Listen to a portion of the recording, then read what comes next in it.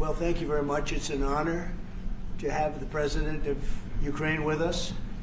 We've had a lot of good discussions, a lot of good talks, and I think progress is being made, very substantial progress in many ways.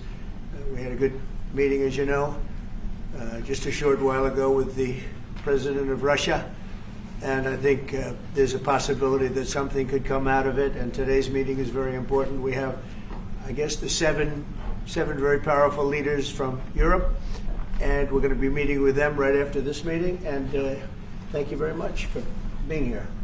Thank you so much, Mr. President. If I can, first of all, thank you for invitation, and thank you very much for your efforts, personal efforts to stop killings and stop this war. Thank you, and using this opportunity, many thanks to your wife, First Lady of the United States. She sent a letter to Putin about our children, abducted children, and my wife, First Lady of Ukraine, she gave the letter. It's not to you, to your wife. Oh, I want it. Yeah. So we are saying this sensitive topic, yes, please. And thanks to our partners, and that you supported this format, that after our meeting we can have leaders who are around us, UK and France, Germany, Italy, Finland, EU, NATO, I mean all partners around Ukraine supporting us. Thanks to them, and thank you very much for invitation. Thank you very much for being here. President Trump. Do you think it's fair? Yes, Peter, go ahead. Thank you, President Trump. So, President Zelenskyy, you say in a post on X today, Russia must end this war, which it itself started. President Trump, you say President Zelenskyy of Ukraine can end the war with Russia almost immediately if he wants to. Which is it? Yeah, I think that's true. I think we're going to have a meeting. I think if everything works out well today, we'll have a trilat. And I think there will be a reasonable chance of ending the war when we do that. And is this the end of the road for American support for Ukraine? Is today's meeting deal or no deal? I can never say that. It's never the end of the road. People are being killed, and we want to stop that. So I would not say it's the end of the road. No, I think we have a good chance of doing it. It's been almost 4 years now that a lot of people were killed last week. A lot of people last week. I mean, millions of people killed, but a lot of people last week for whatever reason. A big number, a lot of soldiers, on both sides.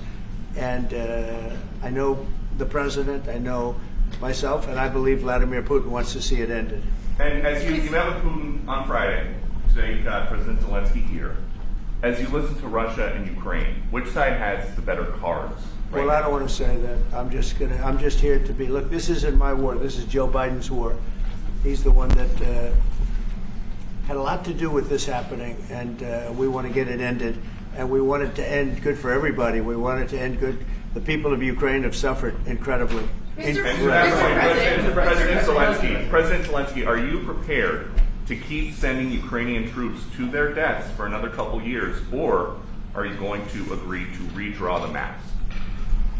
Thank you for your question. So, first of all, we live under each day attacks. That today have been a lot of attacks and a lot of wounded people, and the child was dead, small one year and a half. So we need to stop this war, to stop Russia, and we need support, American and European partners, and we will do our best for this. So, and I think we show that we are strong people, and we supported the idea of the United States, personally of President Trump, to stop this war, to make a diplomatic way of finishing this war, and we are ready for trilateral, as President said. This is a good signal about trilateral. I think this is very good. Thank you. Mr. President,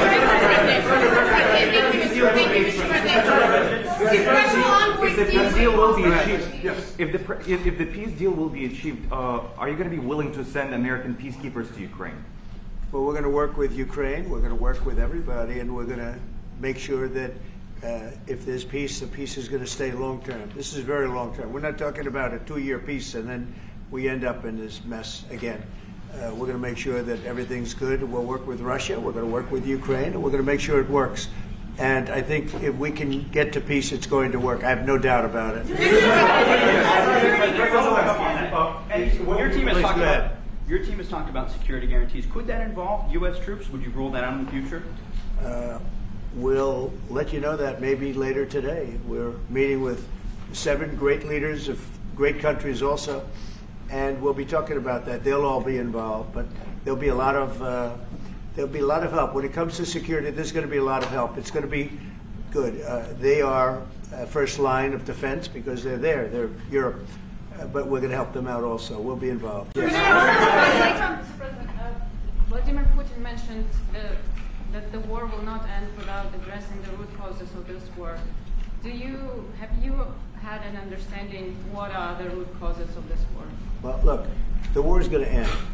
When it ends, I can't tell you, but the war is going to end, and this gentleman wants it to end, and Vladimir Putin wants it to end. I think the whole world is tired of it, and we're going to get it ended. It was, I've done 6 wars. I've ended 6 wars, and I thought this maybe would be the easiest one, and it's not the easiest one. It's a tough one. A lot of reasons for it, and they'll be talking about it for a long time, but they'll be talking about the others. Look, India, Pakistan, we're talking about the big places. When you look at, you just take a look at some of these wars. You go to Africa and take a look at that. Rwanda and the Congo, Republic of the Congo. That's been going on for 31 years. And so we've done a total of 6, and we really have 6, not including the fact that we obliterated, and it turned out to be a total obliteration, the nuclear, as you said, the future nuclear capability of Iran. And this one, I think we're going to get solved also. I feel confident we're going to get it solved. Like guarantees or like special envoy put forward. Thanks, Mr. President. Can you tell us about your conversations with European leaders and what they need to see to support an end to the war? Yeah, well, we're going to be meeting with a great representative group and 7 very powerful, very big countries and great people, all friends of mine and friends of yours. And we're going to have some suggestions made. They want to see peace. They would like to see peace. Go ahead, please. In the red. President Trump, do you think it's fair for Ukraine and for Russia to achieve a lasting and durable peace if Ukraine cedes its territories that Russia hasn't yet conquered? Do you think it's a fair peace for Ukraine? We're going to have a lasting peace. Just to answer the first part of your question, we're going to have a lasting peace. I hope it's going to be immediately. I hope it doesn't have to go on. And I think people of the whole world is going to be very happy when that's announced. Yeah, please. Mr. President, you posted on social media, Mr. President, a very touching letter from the First Lady, and the letter was hand-delivered to President Putin, and it calls for an end to the war, essentially, because of the children and the children's future. Why did the First Lady feel that letter was necessary? Was it because she believes that Mr. Putin is the aggressor in the war? Is a similar letter being hand-delivered to President Zelenskyy? So the First Lady felt very strongly. She's watched the same thing that you watch and that I watch. I see things that you don't get to see, and it's horrible. But when she's got a great love of children, she has a wonderful son that she loves, probably more than anybody, including me. I hate to say it, but she loves her son. She loves children. And she hates to see something like this happening, and that goes for other wars too. I mean, she sees the heartbreak, the parents, the funerals that you see on television. Always funerals. We want to see something other than funerals. No, she felt it was a beautiful letter. It was very well received by him, and she did ask me to say, she would love to see this end.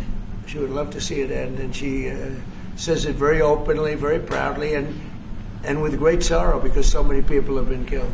Last week, Brian, go ahead, brother. Yes, sir. I've got a question for each of you. Yes. First of all, Mr. President Zelenskyy, you look fabulous in that suit. I said the same. Yeah, you look good. I said the same thing. Yeah. Isn't that nice? That's the one that attacked you last time. See, now he's. I remember that. I look wonderful. No, my first question for you, But President you Zelensky. are in the same suit. You see, I changed. You are not. Maybe yours is much better. Yes, Real please. quickly, upon peace, God willing, we get peace. Are you open to holding an election in your country? Yes, of course. We are open for election, yes. We have to do safety circumstances. And a little bit, we need to work in the parliament, because during the war you can't have elections, but we can do security. We need, maybe, how to say, we need a truth, yes, everywhere, in the battlefield, in the sky, in the sea, yeah, to make possible for people to do democratic, open, legal elections. So you say we are ready. during the war you can't have elections. So let me just say 3.5 years from now. So you mean if we happen to be in a war with somebody, no more elections? Oh, that's good. I wonder what the fake You like news this is. idea? No, this is No. Speaking of news, I got a question for you. This sounds insane for me even to ask this. But do you think the American media really doesn't even want a peace deal? Because they've seen they've been so critical of you every step of the way as you lead the charge for peace. It's an amazing phenomenon. I said that if in the settlement you got Moscow, St. Petersburg, and thousands of miles around them, they would say I made a bad deal. The level of hatred and animosity is incredible. Not with all. I mean, we have great people up here. We also have terrible people up there that I think are told what to say. But, you know, in solving all of these wars, they don't even write about it. You know, I saw major wars. I saw wars that have been going on for 31, 35, and 37, and a couple of quicker ones. One that was going to go into a full-blown deal very quickly. You know what the one I'm talking about. It was a big one. But they don't even write about that. No matter what I do, no matter what, and you know, this is not anything to do with you. It's probably to your advantage in a certain way. But no matter what I do, no matter what deal I make, from my standpoint, you'll come out good. Maybe President Putin will come out good. But they'll say, Trump was absolutely horrible. It's just that, and I've lived with that for a long time. I've lived with it since just before the first election. I used to get great publicity. Now I get the worst publicity anyone's ever gotten in office, but I won in a landslide, so that people understand. They're the only ones that count, ultimately. But I've also had great reporters. I've had journalists that are very good. But it's very sad when you do the right thing. As an example, they said, because of the fact that Vladimir Putin came to American soil, this was a tremendous defeat for Donald Trump. No, it was really wonderful that he did it. It was a hard thing for him to do, to be honest with you. It was the opposite of what they said, but they said it. Now, if he didn't come, they'd say that was also bad for Trump. You know, there's no way. And there's just a great dishonesty of the press, and I think that's why it's lost its credibility. You know, its credibility is at an all-time low. We have a thing going on right now in D.C. We went from the most unsafe place anywhere to a place that now friends are calling me up, Democrats are calling me up, and they're saying, sir, I want to thank you. My wife and I went out to dinner last night for the first time in 4 years, and Washington, D.C. is safe, and you did that in 4 days. I'll tell you, it's safe. I had another friend of mine, he has a son who's a great golfer, he's on tour, and he came in fourth yesterday in the big tournament where Scotty Scheffler made the great shot, and he said his son is going to dinner in Washington, D.C. tonight. I said, would you have allowed that to happen a year ago? He said, no way, no way. He said, what you've done is incredible. And I think the people realize it. But the press says, he's a dictator, he's trying to take over. No, all I want is security for our people. But people that haven't gone out to dinner in Washington, D.C. in 2 years are going out to dinner. And the restaurants the last 2 days were busier than they've been in a long time. Thank you. I walked around yesterday with MTG. If you can walk around with DC with MTG and not be attacked, the city is safe. Yes. Thank you, Mr. President. Last week you warned of what you called severe consequences if a 30-day ceasefire or any type of ceasefire were not agreed to by Russia Will there be severe consequences? Does that change because of I don't think you need a ceasefire. You know, if you look at the 6 deals that I settled this year, they were all at war. I didn't do any ceasefires. And I know that it might be good to have, but I can also understand strategically why, well, you know, one country or the other wouldn't want it. You have a ceasefire and they rebuild and rebuild and rebuild, and, you know, maybe they don't want that. But if you look at the 6 deals that we made peace and you know, long-term, long-running wars, I didn't do any ceasefires. Would I like the concept. You know, I like the concept of a ceasefire for one reason, because you'd stop killing people immediately, as opposed to in 2 weeks or 1 week or whatever it takes. But we can work a deal where we're working on a peace deal while they're fighting. They have to fight. I wish they could stop. I'd like them to stop. But strategically, that could be a disadvantage for one side or the other. But all of these deals I made without even the mention of the words ceasefire. Can you explain the decision to offer Ukraine Article 5-like security guarantees, but stop short of pushing for their full membership? Yeah, well, we haven't done anything on that yet. If you look back and you go back long before President Putin, it was always a statement that they would never allow Ukraine into NATO. So that was a statement that was made, but we haven't discussed any of that yet. We're going to be discussing it today, but we will give them very good protection, very good security. That's part of it. And the people that are waiting for us, they are, I think they're very like-minded. They want to help out also. Thank you, President Trump. The United States has already given hundreds of billions of dollars to this war effort in Ukraine. Biden. At best, it is a stalemate, and the killing continues. So, President Trump, how much more is the United States willing to give Ukraine? And President Zelenskyy, how much more do you want?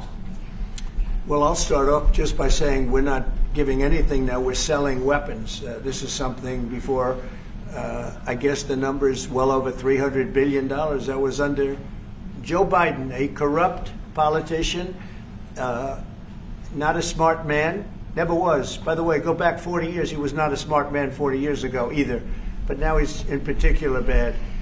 This was done by a corrupt administration that shouldn't have been in, and frankly, if the right results of the election were given, if I were president, this war would have never taken place, and he would have been very happy, because he would have liked to have seen, I mean, they went through hell. He went through hell. This war would have never happened, and the people that were killed, a couple of million people, a lot of people with soldiers and everything else, and the people that have been displaced and forced into other areas and other countries because of what's happened, none of that would have happened.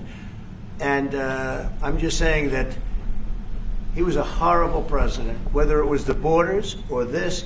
He was just a horrible, corrupt president. Mr. President, you want to answer? I can. Thank you so much. So first of all, we have possibility now to buy weapon from the United States. We are thankful for this program and this opportunity. We are thankful for Europe. They pay for this, and through NATO program, for example, Pearl and etc. We have some programs where we can have some money to finance this, and this is a part. I think it's not a part for the war and to defend us. It also will be a part for security guarantees, to strengthen our army, to rearm Ukrainian army. This is very, very important. And it depends how much money we need to rearm. For example, the question of air defense, we spoke about it with President Trump, and I'm happy that we have now bilateral decisions and we work on it with production, American production. Nobody in Europe has so many air defense like Patriots, for example. We need it very much, and this is also about defending.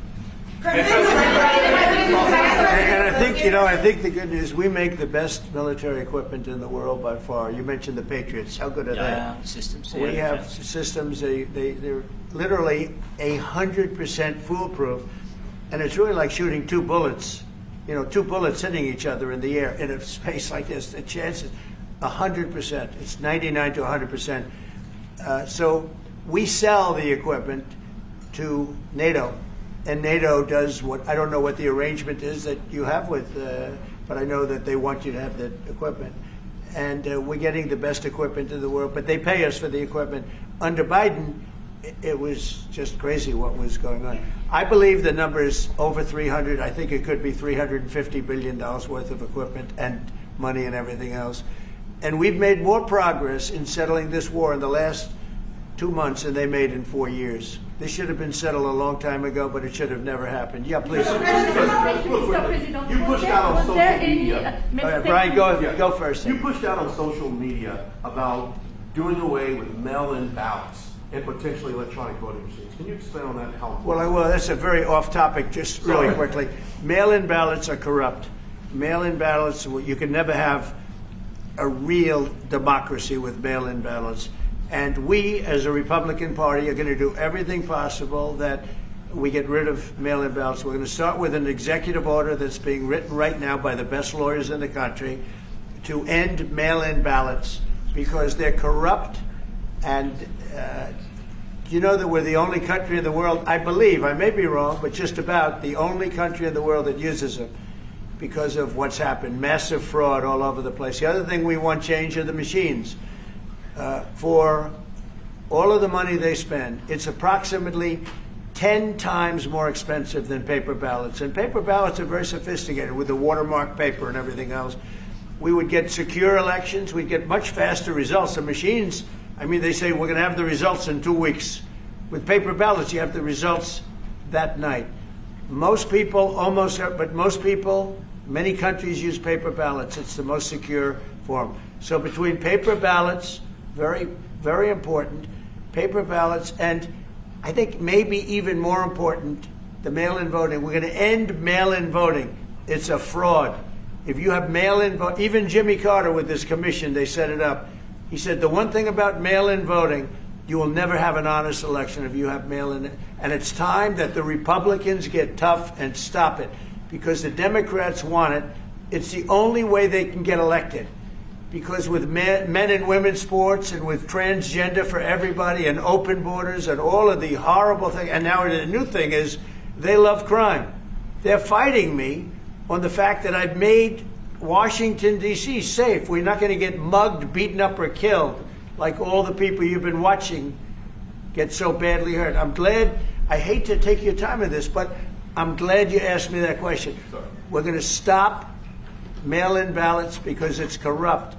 You know, when you go to a voting booth and you do it the right way and you go to a state that runs it properly, you go in, they even ask me, they asked me for my license plate, for identity. I said, I don't know if I have it. He said, sir, you have to have it. I was very impressed, actually. But it's very hard to cheat with mail-in voting. As you know what happens in California, it's so corrupt, where some people get 5, 6, 7 ballots delivered to them. Now, we got to stop mail-in voting, and the Republicans have to lead the charge. The Democrats want it because they have horrible policy. If you have mail-in voting, you're not going to have many Democrats get elected. That's bigger than anything having to do with redistricting, believe me. And the Republicans have to get smart. We're not going to have a country. I said for a long time at rallies, you need borders and you need free and fair elections. Those two things. Otherwise, you don't have. We have strong borders now. In 90 days, Mr. President, we didn't have 0 in 3 months. Not one person came in illegally into our country. In fact, even I find that hard to believe, but it's run by a little bit of a liberal group that put out the numbers, so I guess it's, but 0, 0, and 0. You go back a year ago, 2 years ago, 3, millions of people poured into our country. It was terrible. Thank you very much. Do you need from President Trump to be able to make a deal? Is it American troops, intelligence, equipment? What is it? Everything. And really, it includes 2 parts. First, strong Ukrainian army. That's what I began to discuss with your colleagues.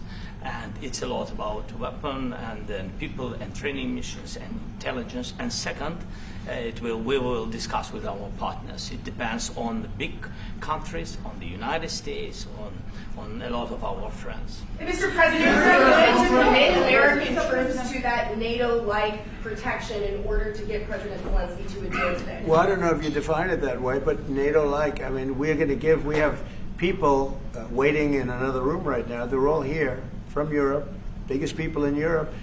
and they want to give protection. They feel very strongly about it, and we'll help them out with that. I think it's very important. I think it's very important to get the deal done. Please go ahead. You've been involved to the peacekeeping in Ukraine since your first day in the administration. What would you say to the Ukrainian people right now who are suffering under the Russian attacks and hoping that the American people will stand with them? Well, I know Ukrainian people. I've known many over the years. They're great people. They're smart. They're energetic. They love their country. I mean, they love their country, and we want to get this war ended. That's all I can do. I love the Ukrainian people, but I love all people. I love the Russian people. I love them all. I want to get the war stopped. Very important. Was there any aspect of your discussion with Vladimir Putin that left you disappointed? Look, we just spoke to, I was just telling the president, I just spoke to President Putin indirectly, and we're going to have a phone call right after these meetings today. And we may or may not have a trilat. If we don't have a trilat, then the fighting continues.